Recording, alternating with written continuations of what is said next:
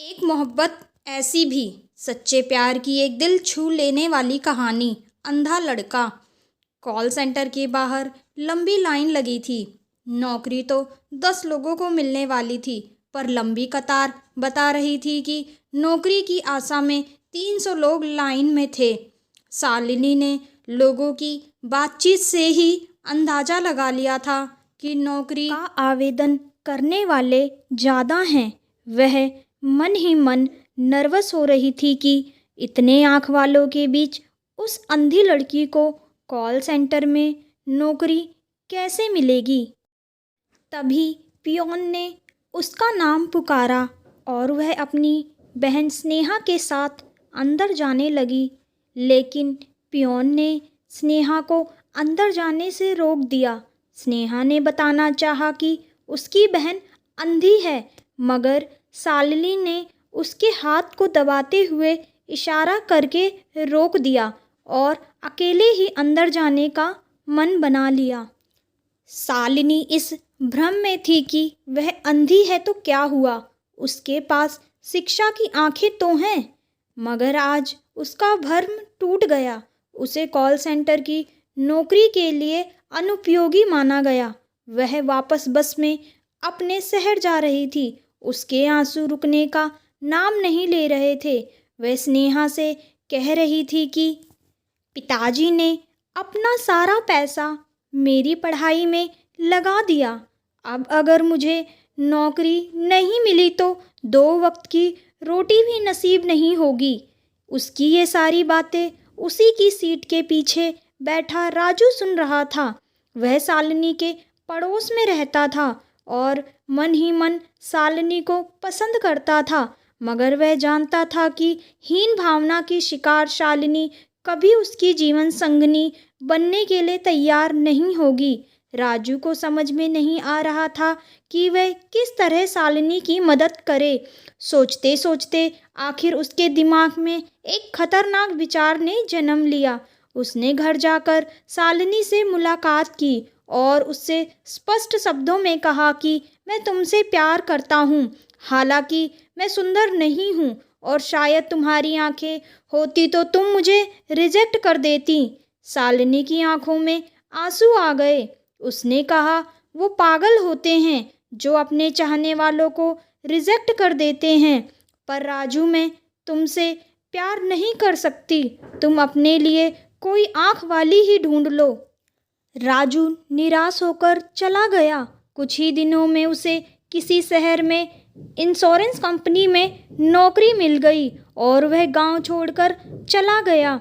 एक दिन गांव में कुछ एनजीओ वाले आए। उसकी नज़र शालिनी पर गई तो उन्होंने उसे आशा बंधाई कि उसकी आंखें ठीक हो सकती हैं। हालांकि शालिनी को विश्वास नहीं हो रहा था, लेकिन एनजीओ के लोगों के आश्वासन देने पर उसकी खुशी का ठिकाना ना रहा। अब शालिनी के पास आंखें थी, एक नहीं 2, जो कि उसकी सुंदरता में 4 चांद लगा रही थी। इस बार उसने एक एमएनसी कॉल सेंटर में अप्लाई किया और उसे 8 लाख के एनुअल पैकेज की अच्छी नौकरी मिल गई। सब कुछ ठीक था, लेकिन अब उसे राजू की याद आ रही थी। उसने राजू को कई जगह तलाश किया, उसके घर पर भी पूछताछ की, मगर राजू का कहीं पता नहीं चल रहा था। दूसरी ओर शालिनी की माँ ने उसके लिए रिश्तों की तलाश शुरू कर दी थी, पर शालिनी के दिल में तो राजू बसा था।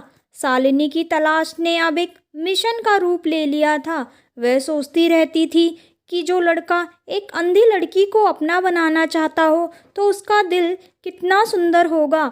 वह राजू से मिलकर उसे सरप्राइज देना चाहती थी। वह राजू का हाथ पकड़कर कहना चाहती थी कि चल राजू, शादी करते हैं। पर इसके लिए राजू का मिलना भी तो ज़रूरी था। राजू की तलाश अब गूगल, फेसबुक, ट्विटर, व्हाट्सएप से बदलकर प्रार्थना तक जा पहुंची थी। एक दिन उसे उसी ब्लाइंड स्कूल के एक कार्यक्रम में चीफ गेस्ट बनने का मौका मिला, जिसमें कभी वह खुद पढ़ा करती थी। वह स्नेहा को साथ लेकर स्कूल की सीढ़ियां चढ़ रही थी।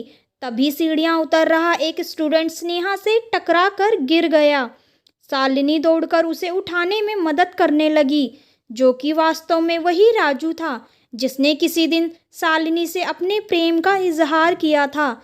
जैसे ही स्नेहा की नज़र राजू पर पड़ी, उसके मुंह से निकला, राजू तुम। राजू ने स्नेहा की आवाज़ पहचान ली। उसने कहा, स्नेहा तुम यहाँ क्या कर रही हो? स्नेहा ने कहा, पहले ये बताइए कि आप यहाँ क्या कर रहे हैं?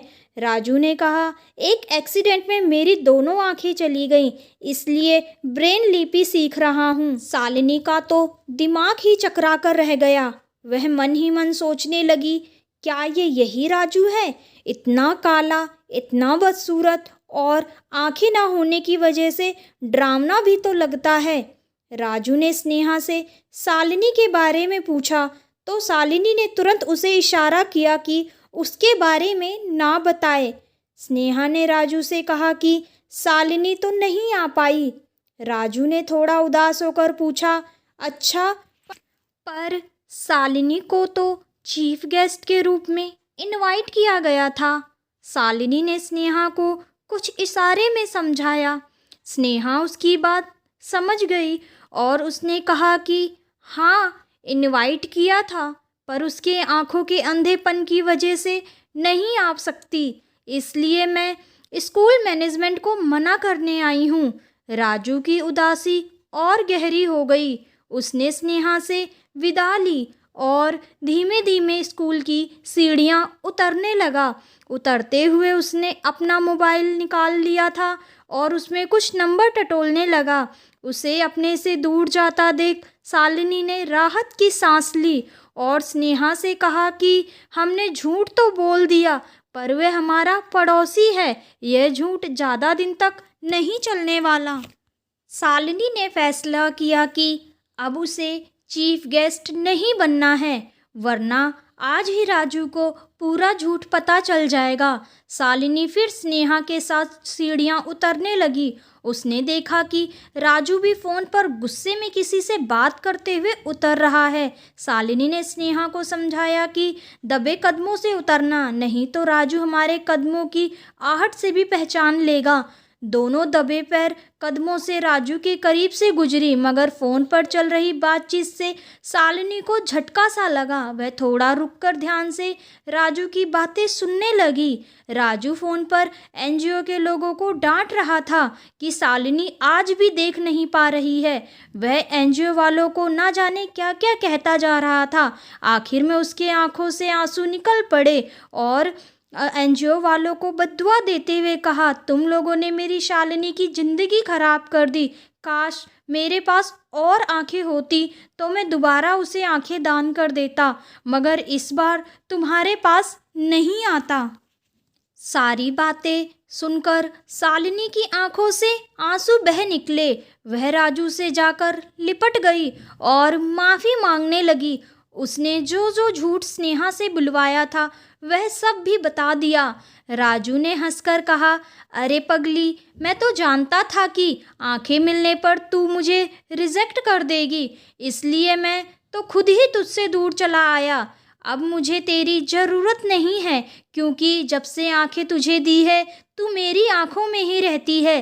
शालिनी रोते हुए राजू के गले लग गई। उसने कहा, पर राजू, मुझे तो तेरी ज़रूरत है। शायद मैं सुंदरता के मायने ही भूल गई थी, मुझे माफ़ कर दो। शालिनी राजू के साथ ब्लाइंड स्कूल की सीढ़ियाँ चढ़ रही थी, क्योंकि दुनिया के सामने एक ऐसे इंसान को लाना था जो अब उसकी नज़र में देवता है। धन्यवाद। अगर आपको ये वीडियो अच्छी लगती है तो मेरे चैनल को लाइक, सब्सक्राइब और कमेंट करना ना भूलें।